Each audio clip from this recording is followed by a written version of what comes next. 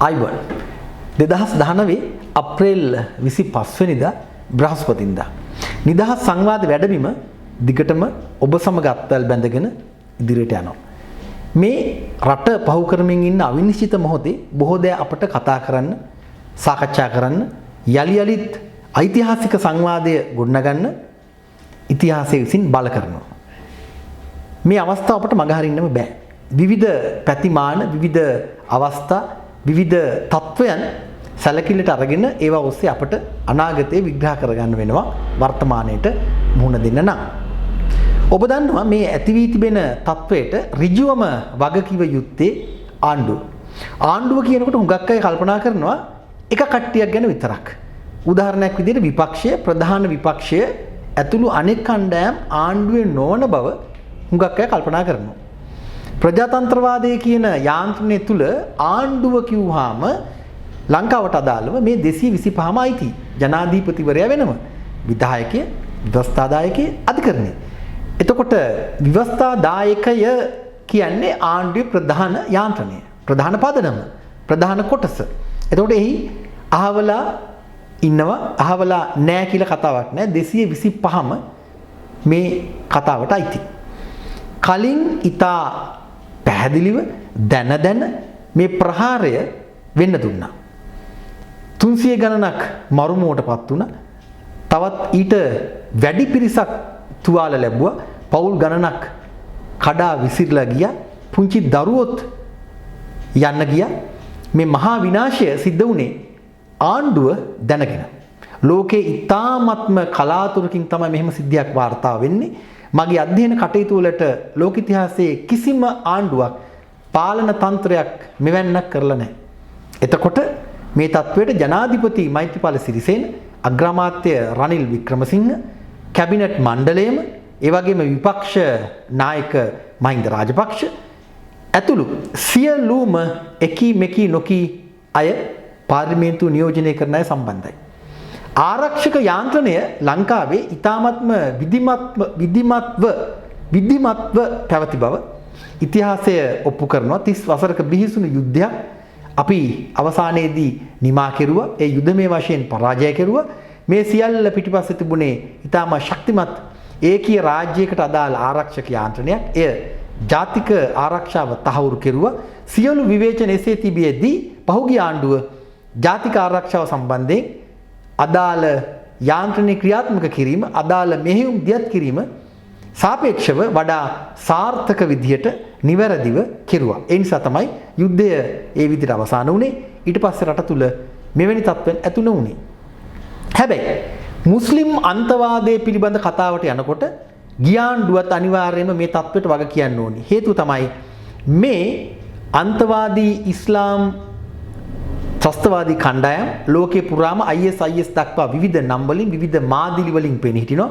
ඔවුන්ගේ ඒකායන පරමාර්ථය මුළු පෘථුවියම ඉස්ලාම් ආගමට පරිවර්තනය කරන්න ඔවුන් කල්පනා කරන ආකාරයට, ඔවුන් කියවන කුරානයට අනුව ලෝකෙ වෙනස් කරන්න.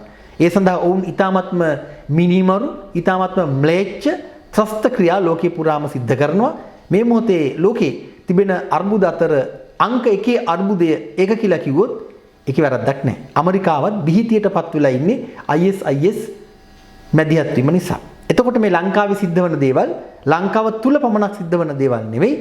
ගෝලීය පරිමාණ ඉස්ලාම් අන්තවාදී ත්‍රස්තවාදී යාන්ත්‍රණයට තනින් හෝ ඍජුව හෝ වක්‍රව හෝ සම්බන්ධ කොටස් මේ අපි දකින්නේ, අපි අත්මිදින්නේ, මේ පුපුරා යන්නේ. එහෙම ගන්නකොට මේ කතාව දශක කීපයක් පස්සට යනවා.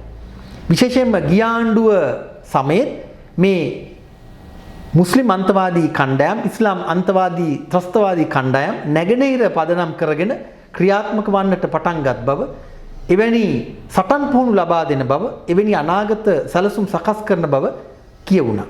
විවිධ ලිපි ලේඛන ඉදිරිපත් වුණා. ජාතික රහස් ඔත්තු සේවාව හරහා රාජ්‍ය දැනුවත් කෙරුණා. විවිධ කතිකයන් විවිධ වේදිකාවල ගැන කිව්වා.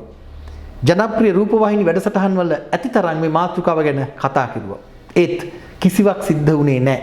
ලංකාවේ ආණ්ඩුව එදවස ඒ ආණ්ඩුව මහින්ද රාජපක්ෂ ආණ්ඩුව, අද රනිල් මෛත්‍රී ආණ්ඩුව, අනෙක් අයද පිරිවරාගෙන මේ සියලුම දෙනා එකම කණ්ඩායමක් ඔවුන් කිසි වෙනසක් නැතුව ඊට ඉඩ දීලා තියෙනවා. හේතුව තමයි මුස්ලිම් ඡන්ද. මේ ගැන කතා කරන්න බය වෙන්න ඕනේ. මුස්ලිම් ඡන්ද ටික තීරණාත්මක සාධකයේ විදිහට ගන්න නිසා මේ හැමෝම බලයට පෙරේත කමින් ඔවුන්ට ඉඩ දීලා තියෙනවා. සරල උදාහරණයක් ඔබට කියන්නම්. ශරියා නීතිය ලෝකේ මේ මොහොතේ මේ දැන් ප්‍රතික්ෂේප කළ යුතු නීතියක්. එය දැනට වළංගු රෝමානු ලන්දේසි නීතිය, ඉංග්‍රීසි නීතිය අභිබවා යන ඊටාත්ම ම්ලේච්ඡ නීති පද්ධතියක්. එය බොහෝ රටවල් පිළිගන්නේ නැහැ. ඒ ගැන කතා කරන්නවත් දෙන්නේ නැහැ. උදාහරණයක් ඇමරිකා එක්සත් ජනපදයේ ශරියා නීතියට කිසිදු ආකාරයක ඉඩක් නැහැ. හැබැයි ලංකාවේ බැටිකලෝ යුනිවර්සිටි එක නැත්නම් බැටිකලෝ කැම්පස් එක පටන් අරගෙන හිස්බුල්ලා සහ ඔහුගේ ඥාති පුත්‍රයෙක්ගේ ප්‍රධානත්වයෙන් ඔවුන් තමයි එහි හිමිකරුවන්. ඔවුන් ඒ පටන් ගත්තා. එය අෂ්රෆ් දක්වා ඉතිහාසයට යනවා. ඒ කතා සියල්ල කතා විදියට ගත්තාම දැන් මේ බැටිකලෝ යුනිවර්සිටි එක නැත්නම් බැටිකලෝ කැම්පස් එකට මුල්ගල් තැබෙන්නේ එහි මුල් වැඩ පටන් ගන්නේ මහින්ද රාජපක්ෂ ආණ්ඩුව කාලේ. ඔවුන් ඊට ඉඩ දුන්නා ඡන්ද ගැන හිතලා. දැන් එය මෝරා වැඩිලා නැගෙනහිර වහගෙන එහි ආධිපත්‍ය පතුරවමින් ඉන්නවා. ශරියා නීතියට ලංකාව ඉඩ දෙනවද? මිනිස්සු ගල් ගහලා මරන්න, මිනිසුන්ගේ අතපය කපලා දාන්න අපි හිම ඉඩ දෙනවද? එතකොට මේ தত্ত্বය අපි දැනගෙන නෙවෙයිද නිර්මාණය වුනේ. විජේදාස රාජපක්ෂ වරින් වර විවිධ වෙස් නැටුම් නටමින් පාර්ලිමේන්තුවේ මේවා ගැන කතා කරුවාට දෙරණ 360 වැඩසටහනේදී මමත් සහභාගී වුණු ඩිල්කාසා මම මෙහෙවපු 360 වැඩසටහනට විජේදාස රාජපක්ෂ ආවා. ඒ ගැන මම දිගටම කතා කරලා තියෙනවා. මේ වැඩසටහන දැනට YouTube වල තියෙනවා. ඔබට අරගෙන බලන්න පුළුවන්. මේ වැඩසටහනේදී මේ ශරියා නීතිය ගැන බැටිකලෝ කැම්පස් එක ගැන විජේදාස රාජපක්ෂගෙන් මම අහනකොට ඔහු එහාටත් නැති මෙහාටත් නැති උත්තර දීලා මාරු වුණා. ඔහු ශරියා නීතිය ලංකාවේ ඉගෙනුවාට ප්‍රශ්නයක් නැහැ කියලා කෙලින්ම කියනවා. මේ විජේදාස රාජපක්ෂ. අතුරුලි රතන හාමුදුරුවෝ උන්වහන්සේත් පාර්ලිමේන්තුවේ මේ ගැන බොහොම වේගෙන් කතා කරනවා මම දැක්කා. ඊයේ ජනමාධ්‍ය වාර්තා කෙරුවා.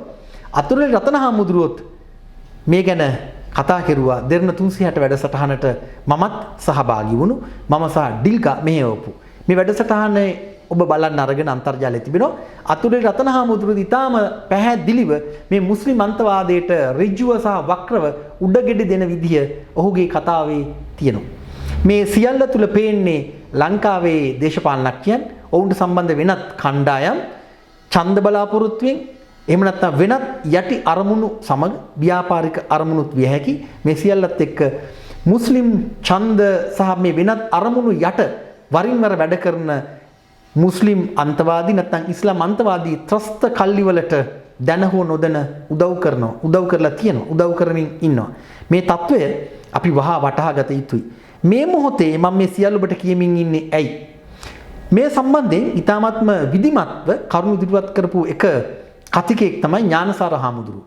ඥානසාර හාමුදුරුවෝ සම්බන්ධයෙන් මට ජනමාධ්‍යකරුවෙක් හැටියට දේශපාලන ක්‍රියාකාරියෙක් හැටියට විවිධ විවේචන තිබෙනවා.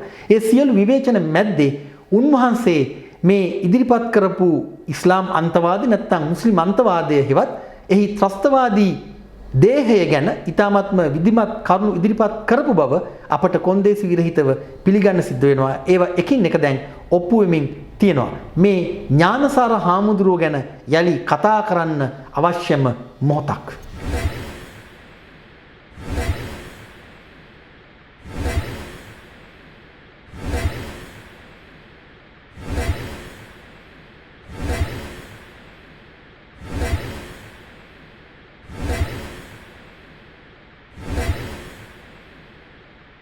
ඥානසාර හාමුදුරුවන්ට ඉදිරිව මගේ විවේචනය වෙනස් එකක්.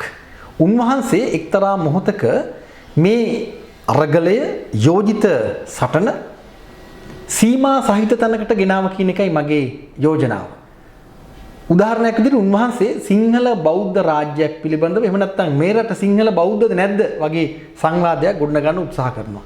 එය අවශ්‍ය නැති තේමාවක්, අවශ්‍ය නැති මාතෘකාවක්. කළ යුතුව තිබුණේ උන්වහන්සේ කල්පනා කරපු ආකාරයටම උන්වහන්සේ නිරීක්ෂණය කරපු ආකාරයටම පුරාවස්තු සංහාරය රටට එන විවිධ දේශපාලන ආක්‍රමණ විපත් සම්බන්ධයෙන් ඊ타මත්ම සංවිධානාත්මක තොරතුරු මත පදනම් වුණු මැදිහත් වීමක් කරන්න. ඒ හැරෙන්නට ඒ සම්බන්ධ දේශපාලනයේ මැදිහත් වීම ගැන මගේ පුද්ගලික විරෝධයක් නෑ. ඔබටත් එහෙම විරෝධයක් තියෙන්න බෑ. කවුරු හරි ඥානසාර හාමුදුරුවෝ සිංහල බෞද්ධ අන්තවාදී කැටියට හඳුන්වනවා නම් ඒ ගැන සංකීර්ණ සාකච්ඡාවක් තිබෙනවා. එය එසේද කියලා. උදාහරණයක් විදිහට 2015 ජනවාරි 8 රෙජිම් චේන්ජ් එක වෙන්න උදාහරණයක් නැවත කියන්නම්. රාජපක්ෂ පාලනය බිඳ දාන්න එක්කෝ ඉත්තමාරු කරන්නේ රෙජිම් චේන්ජ් එක කරන්න ඥානසාර හාමුදුරුවන් වැනි සාධකවල බලපෑමත් බලපෑවාද? එසේ නොවුනා නම් ඒ දවස ආණ්ඩුව වැටෙන්නේ නැද්ද? උදාහරණයක් විදිහට නැවත කියනවා ඥානසාර හාමුදුරුවෝ කියන සාධකය මේ රෙජිම් චේන්ජ් එක කරන්න වක්‍රාකාරයෙන් හෝ බලපෑවාද? එවැනි සංවාදයකුත් තිබෙනවා. තවත් ප්‍රශ්නයක් තිබෙනවා උන්වහන්සේ මේ කරපු මැදිහත් වීම නිසා ඊනියා ජාත්‍යන්තරයට ඒ කියන්නේ එක්සත් ජාතීන් සංවිධානයට යුරෝපා සංගමයට මේ කියන රාජ්‍ය නොවන කළු බලල් හමුදාවට උන්වහන්සේ අවශ්‍ය මෙවලම් සපයා දුන්නාද? ආයුධ දුන්නද අපිට ගහපියව කියලා. අන්න ඒ වගේ තැන් වගේක් තමයි බේර ගන්න තියෙන්නේ. හැරෙන්නට උන්වහන්සේ හිටගත තැන ලංකාව එක පැත්තක දැවැන්ත ආක්‍රමණයකට ගොදුරු වෙනවා කියන කාරණේ විශේෂයෙන්ම ඉස්ලාම් අන්තවාදී මුස්ලිම් අන්තවාදී ත්‍රස්ත ප්‍රහාරයකට අදාළ සිදුවීම් මාලාවක් නිරීක්ෂණය කරමින් උන්වහන්සේ කරපු කතා කරපු මැදිහත්වීම් සියල්ල ඓතිහාසික වශයෙන් එදාටත් වැඩි අදට වළංගුයි. ඒ ගැන අපිට කතා කරන්න තිබෙනවා. අවසානයේදී උන්වහන්සේ සිරගත කෙරෙන්නේ අධිකරණයට අපහාස කිරීම කියන චෝදනාව මත. ඒ වෙනම කතන්දරයක්. ඒ ගැන වෙනම කතා කරන්න තියෙනවා. අධිකරණයට අපහාස කිරීම යනු කුමක්ද? අධිකරණය අවසානයේදී වගකිවිය යුත්තේ කාටද? නීතිය, නීතියේ ආධිපත්‍ය, යුක්තිය, සමාජ යුක්ති මේ සියල්ල ගැන සංකීර්ණ සාකච්ඡාවක් අපිට තිබෙනවා. දැනටමත් මගහැරී තිබෙන සාකච්ඡාවක්. ඒ ගැනත් කතා කරන්න තියෙනවා. මගේ යෝජනාව තමයි මේ මොහොතේ ඥානසාර හාමුදුරුවෝ ලංකාවේ මේ ඉස්ලාම් අන්තවාදී මුස්ලිම් අන්තවාදී අනාගත එදවසට අනාගත ත්‍රස්ත ප්‍රහාරයන් ගැන කිව්වා. ඒ මැදිහත්වීම් ගැන කිව්වා. ඒවා අද ඇත්ත වෙලා තියෙන නිසා අධිකරණයට අපහාස කෙරුවා කියන චෝදනාව පසෙක තිබෙදී ජනාධිපති සමාව දීලා උන්වහන්සේව එළියට ගන්න අවශ්‍යයි නේද කියන ප්‍රශ්නේ මම ජනාධිපතිවරයාගෙන් සහ අනෙක් බලධාරීන්ගෙන් අහනවා. හේතුව අනාගත ත්‍රස්තවාදයක් පිළිබඳව කරුණු හෙළිදරව් කරපු ස්වාමින් වහන්සේව හිරේට දාලා ඊට උඩගෙඩි දීපු ඍජුව වක්‍රව සම්බන්ධ වුණු දේශපාලනඥයන් ව්‍යාපාරිකයන් සහ අවසානයේ බෝම්බ බැඳගෙන මරාගෙන මරන තැනටම යන පුද්ගලයන් දක්වා වන විශාල කල්ලියක් මේ මොහොතේ නිදැල්ලේ ජීවත් වන නිසා මෙය සාධාරණද? අනාගත ත්‍රස්තවාදය පෙන්වා දීපු පුද්ගලයා හිරබත් කන්නයි වෙනත් හේතුවක් මත හෝ එය අපරාධ නඩුවක් නෙවෙයි අපහාස කිරීම කියන විවාදාපන්න මාතෘකාව එසේ තිබියදී මේ මහා විනාශයට සම්බන්ධයි නිදැල්ලේ සිටීම කියන ඓතිහාසික වරද නිවැරදි කරන්න ජනාධිපතිවරයාට මේ මොහොත යොදා ගන්න පුළුවන්. ඒ වගේම තවත් කාරණයක් මතක් කරන්න ඕනි. ඥානසාර හාමුදුරුවෝ මොන තත්වයක් යටතේ හිරේට යවන්න දැවැන්ත ජාත්‍යන්තර මැදිහත්වීමක් සිද්ධ වුණා. ඒක කවුරු කොහොම කෙරුවත් කෙරුවේ ඊනියා ජාත්‍යන්තරය සතුටු කරවන්න.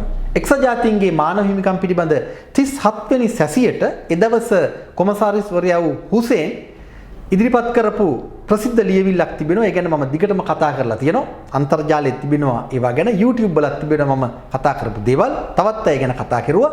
මේ ලියවිල්ල ඉතාම පැහැදිලිවම කියනවා ලංකාවේ සිංහල බෞද්ධ ජනයා මුස්ලිම් සුළු ජාතීන්ට දෙමළ සුළු ජාතීන්ට විශේෂයෙන්ම මම සඳහන් කරන්නේ මුස්ලිම් සුළු ජාතීන්ට වද හිංසා කරන බව අකටයුතුකම් කරන බව සහ ඒ සඳහා මැදිහත් වුණු ඥානසාර හාමුදුරුව ගැනත් කියලා උන්වහන්සේට එදිරිව නීතිය ක්‍රියාත්මක කරන්න කියන බලපෑම මේ ලියවිල්ලේ තියෙනවා. කොහොමද ඒක එහෙම වෙන්නේ? හුසේන් මේ දන්න කතාවක් නෙවෙයි කියන්නේ. ලංකාවේ කිසිම තැනක සිංහල බෞද්ධ ජනයා මුස්ලිම් මිනිස්සුන්ට හිරිහැර කරන්නේ නැහැ.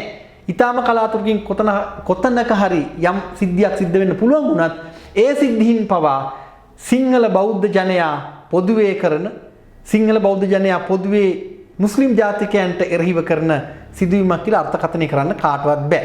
එහෙම ගත්තොත් ලංකාවේ කලාප පිටින් වෙන් කරගෙන නිරුපද්‍රිතව නිදහසේ තමන්ගේ ආධිපත්‍ය පිහිටුවාගෙන ඉන්නේ දෙමළ සහ මුස්ලිම් ජනයා. ඒ කලාප තුලට සිංහල මිනිස්සුන්ට ගිහිල්ලා වැඩක් කරන්න බෑ. තමන්ගේ අනන්‍යතාව පෙන්වන්න බෑ. නැගෙනහිර සහ උතුර මේක තමයි ඇත්ත తත්වය. එහෙමනම් ඊනියා ජාත්‍යන්තරයට ඥානසාර හාමුදුරුවෝ හිරයට යවන්න අවශ්‍ය වුණේ දැන් අපිට ප්‍රශ්න කරන්න පුළුවන් මේ අන්තවාදී මුස්ලිම් ඉස්ලාම් ත්‍රස්තවාදයට උඩගෙඩි දෙන්නද? මේ ත්‍රස්තවාදයෙන් මුදා හරින්නද ඒ ගැන කතා කරපු ඥානසාර හාමුදුරුවෝ හිරේට දැම්මේ කියලා මේ මොහොතේ අපිට සාකච්ඡා කරන්න පුළුවන්. යුරෝපා සංගමේ මැදිහත් වීම තුලත් මේ කතා ඉඟි වශයෙන් සහ ඍජුව යෝජනා හැටියට තියෙනවා. රාජ්‍යන ආයතන කෙලින්ම මම වර එක දෙරණ අලුත් පාර්ලිමේන්තුවේ දැහුවා මේ රටේ ඉන්න එකම ජාතිවාදියා ඥානසාර හාමුදුරුවෝද කියලා. ඥානසාර හාමුදුරුවෝ ජාතිවාදී කියන කවුරුවත් එවැනි අය බදුරුදින් ජාතිවාදී කියලා කියන්නේ මේ සංවාදයේ බරපතල විදිහට අප ඉදිරියේ තිබෙනවා. මේක ඇඟේ හැයියෙන් බේර ගන්න බෑ. ජනාධිපතිවරයාට, අගමැතිවරයාට, කැබිනට් මණ්ඩලයට මේ මොහොතේ පුපුරා යන ත්‍රස්තවාදයට අදාළ එහි මූලයන් හෙළිදරව් කරපු පුද්ගලයා විදිහට ඥානසාර හාමුදුරුවන්ට ජනාධිපති සමාව දීලා එළියට ගන්න ඉතිහාසයේ බල කරන බව මම මේ මොහොතේ යෝජනා කරන්න කැමතියි.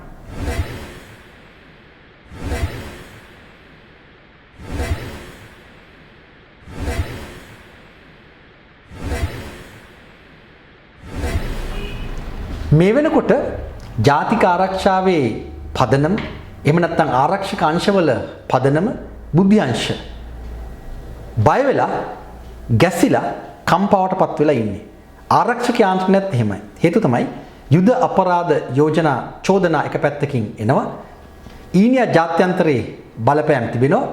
ඊට අදාළ අතුරුදන් පිළිබඳ කාර්යාලයක් හදලා දඬුවම් සූදානම් කරගෙන ඉන්න උගුල් අටවල තියෙන රට පුරාම රාජ්‍යන ආයතන ඒ සඳහා වැඩ බුද්ධි අංශයේ ඊටාම ක්‍රියාකාරී පුද්ගලයන් ගණනාවක් සැකපිට අත්අඩංගුවට අරගෙන නඩුත් නොවැටි හිරබත් කමින් ඉන්නවා රිමාන්ඩ් බහරේ ඉන්නවා ඔවුන්ගේ පවුල් හඬා වැටෙනවා රට වෙනුවෙන් වැඩ කරන්න ගිලයි මේම උනේ කියලා උන් කල්පනා කරනවා මිනිස්සුත් ඉන්නේ තුෂ්ණිම් භූත වෙලා ලෝකේ එකම රට තමන්ගේ රටේ ආරක්ෂක යාන්ත්‍රණයට මෙහෙම ගහන ජාතික ආරක්ෂාවට මෙහෙම ගහන තමන්ගේ බුද්ධි අංශ මෙහෙම විනාශ කරලා දාන මේ එකම රට හරියටම රාජ්‍ය තමන්ගේ අත්ත කපනවා වගේ ඉඳගෙන ඉන්න යම් පුද්ගලෙක් අඹ ගහක නැගලා අත්තක ඉඳගෙන අත්තේ ඉදිරියට වෙලා අත්තේ මුල කපනවා වගේ තමයි මේ අපි දැන් ජාතික ආරක්ෂක යාන්ත්‍රණය රාජ්‍ය ආරක්ෂාව ජාතික ආරක්ෂාව බුද්ධි අංශ මේ සියල්ල විනාශ කරමින් තියෙන්නේ මේ රටේ උමනාව නෙමෙයි මේ එක්සත් ජාතීන්ගේ සංවිධානයේ යුරෝපා සංගමයේ ඒ වගේම ජාත්‍යන්තර මට්ටමේ වැඩ කරන රාජ්‍ය නොවන ආයතන මගේ ජනප්‍රියදම කළු බලල් හමුදාව චීනය ඉන්දියාව සිංගප්පූරු කලාපීය උමනාවන් මේ සියල්ල මැද ලංකාවේ රාජ්‍ය හකුළුවල දුර්වල කරලා ඔවුන්ට ක්‍රීඩා කරන්න පුළුවන් මට්ටමට හදාගන්න අවශ්‍ය පසුබිම මේ වෙනකොට ඔබ දන්නවා ලංකාවේ බුද්ධි අංශ වලට ගහලා අපි බුද්ධි තොරතුරු ගන්න ඉන්දියාවේ රෝ ඔත්තු සේවාවෙන් අපි වැටිච්ච තැන 30 වසරක යුද්ධය අවසන් කරන්න පුළුවන් ශක්තිමත් යාන්ත්‍රණයක් අපිට තිබුණා. ඉන්දියාව උදව් කෙරුවේ නැහැ. වෙනත් රටවල බුද්ධි අංශ උදව් කෙරුවේ නැහැ. ලංකාවේ අනන්‍ය ගමන ගියා. අනන්‍ය මිලිටරි ජයග්‍රහණේ ජනතාව වෙනුවෙන් කෙරුවා. යුද්ධයේ වැරදි. නමුත් ඒ මොහොතට අදාළව ඒ කළ යුතු තිබුණා. ඒක ලාංකේය රාජ්‍ය කෙරුවා. දැන් අද ඉන්දියාවේ ඔත්තු සේවාවෙන් තමයි අපට තොරතුරු ගන්න වෙලා තියෙන්නේ. මෙන්න ඇමරිකානු ඔත්තු සේවාවන් සහ තවත් ඒජන්තවරු දැන් ලංකාවට ඇවිල්ලා. අපේ පාලකයෝ ජනාධිපතිවරයා අගමැතිවරයා සහ අනෙක් බලධාරීන් ජාත්‍යන්තරයට එන්න කියන අපිට උදව් කරන්නේ. මේ අපි වැටිලා තියෙන තැන ඔබ නිකමට හිතන්න. ඇමරිකානු නායකයා ඩොනල්ඩ් ට්‍රම්ප් ලංකාවේ නායකයා රනිල් වික්‍රමසිංහට දුරකථනයෙන් කතා කරන්න තරම් ඔවුන්ට තියෙන ඇම්ම මොකද්ද? මෙහෙම ඇම්මක් 30 වසරක යුද්ධයේ තියෙන කාලේ තිබ්බා නම් මෙහෙම මිනිස්සු මිලියන ගණනින් ලංකාවේ මැරෙයිද? එහෙම මැරෙන්නේ නැහැ. දැන් ඇමරිකාව එක්ක ලංකාව දෙවෙනි වතාවටත් ගිවිසුමක් අත්සන් කරලා මුල් වතාවේ ගිවිසුම තිබුණේ ගිය ආණ්ඩුව කාලේ. දැන් දෙවෙනි ගිවිසුමත් අත්සන් කළා. ලංකාව ඇමරිකාවට කැමති දෙයක් කරගන්න පුළුවන් ඔවුන්ගේ තෝතැන්නක් බවට පත් කරලා ඉවරයි. ලංකාවේ දැන් ඕනෑම තැනක ඇමරිකානු සොල්දාදුවන්ට අවි අතදරාගෙන නිල ඇඳුම් ඇඳගෙන යන්න පුළුවන් අපට උන්ව පරීක්ෂා කරන්න බෑ. මේ තමයි ගිවිසුම. තව හුඟක් දේවල් තියෙනවා කතා කරන්න. ඒව ගැන දැන් ජනමාධ්‍යවල කතා කරලා තියෙනවා. අපි අපේ දෑතින් ලාංකේය රාජ්‍ය කඩලා කුඩු කරලා දිය කරලා බන්දේසියක තියලා රට බාර දෙනවා ඇමරිකානුවන්ට. රට බාර දෙනවා ඉන්දියානුවන්ට. රට බාර දෙනවා චීනුන්ට. මේකට මේ පාර්ලිමේන්තුවක් ඕනද? මේ පාර්ලිමේන්තුව අපි අපේ බදු මුදලින් නඩත්තු කරන්නේ ඇයි?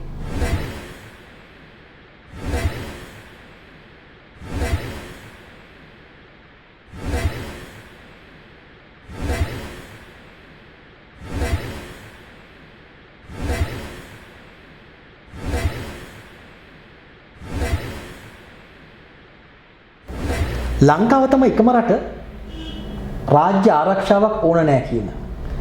ඒ වගේම ජාතික ආරක්ෂාවක් ඕන නැහැ කියන. ආරක්ෂක යාන්ත්‍රණයක් ඕන නැහැ කියන. ආරක්ෂක අංශ ඕන නැහැ කියන. බුද්ධි අංශ ඕන නැහැ කියන. ලෝකේ කිසිම දුප්පත් රටක්වත් මේ කතාව කියන්නේ නැහැ. හැබැයි එකක් තියෙනවා. මේ රටේ එහෙම කියන හුඟක් අය ඒ කතාව කියන්නේ රාජ්‍ය නොවන ආයතනවල උවමනාවට. රාජ්‍ය නොවන ආයතනවල ඩොලර් වරදාන වලට. හැබැයි අවසානයේදී ඔවුන් ඒ කතාව කියන්නේ වෙනත් රාජ්‍යයක උවමනාවට. එක්කෝ ඇමරිකානු රාජ්‍ය උවමනාවට, ඉන්දියානු රාජ්‍ය උවමනාවට, චීන රාජ්‍ය උවමනාවට, එක්කෝ යුරෝපයේ රටක රාජ්‍ය උවමනාවට. වෙනත් රාජ්‍යයක උවමනාවක් සඳහා තවත් රාජ්‍යයක ජීවත් වන වැසියන් අපේ රාජ්‍ය ඕන නැහැ කියන එකම රට තමයි ලංකාව. ඉතින් අපි වාර්තාවක් පිළිටුවලා තියෙනවා. මේ මොහොතේ අපි කළ යුත්තේ කුමක්ද? අනෙක් සියලු මතවාද අපට බේර ගන්න පුළුවන්. ආගම් පිළිබඳ සංවාද, ආගම් පිළිබඳ ඓතිහාසික දැනුම් පද්ධති, ආගම් අතර තිබෙන වෙනස්කම්, සමානකම් මේ සියල්ල අපට පසුව කතා කරන්න පුළුවන්. අංක 1 ජාතික ආරක්ෂාව. අපට නැවතත් 30 වසරක කුරිරු යුද්ධයට ඇවිදගෙන යන්න බෑ. නැවත බෝම්බ පිපිරෙන්න බෑ. නැවත පාරවල් දිගේ වෙඩිවදින්න බෑ. මිනිස්සු වෙඩි වැදිලා මැරෙන්න බෑ. එහෙමනම් අපි එකට එකතු වෙලා මේ රටේ ආරක්ෂාව තහවුරු කරන්න ඕනි. ඔබ මහ ජනතාව හැටියට නීතිය කවදාවත් අතර ගන්න එපා. දැනටමත් ඉතාම ප්‍රශස්ත මට්ටමේ ලංකාවේ ජනයා වැඩ කරනවා. කිසිදු අවමන් සහගත සිද්ධියක් වාර්තා වන්නේ නැහැ. Taman දන්න තොරතුරු ආරක්ෂක අංශවලට දීලා ආරක්ෂක අංශවල උපරිම සහයෝගය ලබාගෙන ආරක්ෂක අංශ සමග ඉතාම සංහිඳියාවකින් වැඩ කරන පොදු ජනතාවක් රටේ ඉන්නවා. ඔවුන් පාලකයන්ට වැඩිය බුද්ධිමත් බව ඔප්පු කරනවා. පාලකයන් පාර්ලිමේන්තුව පිස්සු කෙලනකොට මිනිස්සු පාරේ අවදීන් ඉන්නවා තමන්ගේ ආරක්ෂාව ගැන කල්පනා කරමින් තමාගේ සහ අනෙකාගේ. මේ මොහොත හොඳයි ජනාධිපතිවරයාට, අගමැතිවරයාට සහ ආණ්ඩුවට කල්පනා කරන්න කිසිදු පදනමක් නැතුව අහුලගත්ත චෝදනා මත අධිකරණයට පස්සදොරෙන් ඇතුළු කරලා රිමාන්ඩ් භාරයට පත් කරලා ඉන්න බුද්ධි අංශයේ නිලධාරීන් සහ වෙනත් ආරක්ෂක අංශවල නිලධාරීන්ව එළියට ගන්න. ඔවුන් එළියට අරගෙන රටට අවශ්‍ය බුද්ධි අංශය නැවත ශක්තිමත් කරන්න. ඉන්දියාවේ රෝ ඔත්තු සේවාවෙන්, එහෙම නැත්නම් ඇමරිකාවේ CIA සේවාවෙන්, ඔත්තු සේවාවෙන් ලංකාව දුවවන්න බෑ. ලංකාවේ ජාතික ආරක්ෂාව සඳහා ලංකාවේ ජාතික ආරක්ෂක යාන්ත්‍රණය යලි ස්ථාපිත කළ යුතුයි. බුද්ධි අංශ යලි ශක්තිමත් කොට සංවිධානය කළ යුතුයි. ඔවුන්ගේ ඔළුව සකස් කළ යුතුයි. අපි උඹලා වෙනුවෙන් පෙනී හිටින බව රාජ්‍ය උන්ට කියා දිය යුතුයි. මේ අභිමානය තුල ජාතික ආරක්ෂක යාන්ත්‍රණය සකස් කළ යුතුයි. ඒ හරහා ලංකාව තුල තිබෙන මුස්ලිම් අන්තවාදී, ඉස්ලාම් අන්තවාදී මේ ප්‍රහාරයකට සූදානම් වන ත්‍රස්තවාදී කණ්ඩායම් වහාම අත්අඩංගුවට අරගෙන ඒ සඳහා ඔවුන්ව පොළඹවන නායකයන්, පූජකයන් ඉන්නවා නම් ඔවුන්ව නීතිය රැහැනට හසු කරගෙන දැනටමත් එවැනි මොළසේදීමකට ලකු කණ්ඩායම් ඉන්නවා නම් රාජ්‍ය තන්ත්‍රයේ මැදිහත් වෙන ඔවුන්ව පුනරුත්ථාපනය කරලා මේ රට දිගු කාලීනව සාමකාමී රටක් විදිහට සූදානම් කරන්න ඕනි. එය හෙට දවසේ පමා වැඩි විය හැකි මේ මොහොතේ අප කළ යුතුයි. හොඳට කල්පනා කරන්න මේ ආගම් පිළිබඳ ප්‍රශ්නයක් නෙවෙයි. සමාජයක පොදු පැවැත්ම සහ ත්‍රස්තවාදයේ පිළිබඳ ප්‍රශ්නයක්. ත්‍රස්තවාදයේ උන්මත්තක ස්වභාවය, ආගමික උන්මත්තක ස්වභාවය, මේ රටේ ඉන්න මෝඩ වම්මු මේ වම තුල මේ තත්වයන් කියව ගන්න ගිහිල්ලා තමන්ගේ බෙලහීන දැනුමත් එක්ක මේ සහෝදරත්වයේ සංකේතයක් හැටියට අරගෙන, ඒ කියන්නේ ත්‍රස්තවාදී අවසානයේ සියල්ල ජෑම් කරන්න එපා. පැත්තකට වෙලා ඉන්න පළවෙනි දේ රටේ ජාතික ආරක්ෂාව. රටක් හැටියට අපිට මැරෙන්න බෑ, අනිකා මරා දාන්න බෑ. පොදු ආරක්ෂාව, ජාතිය ආරක්ෂාව, ජාතික ආරක්ෂාව ශක්තිමත් කරන්න අපි එකා වගේ වැඩ කරමු මේ අපේ රට.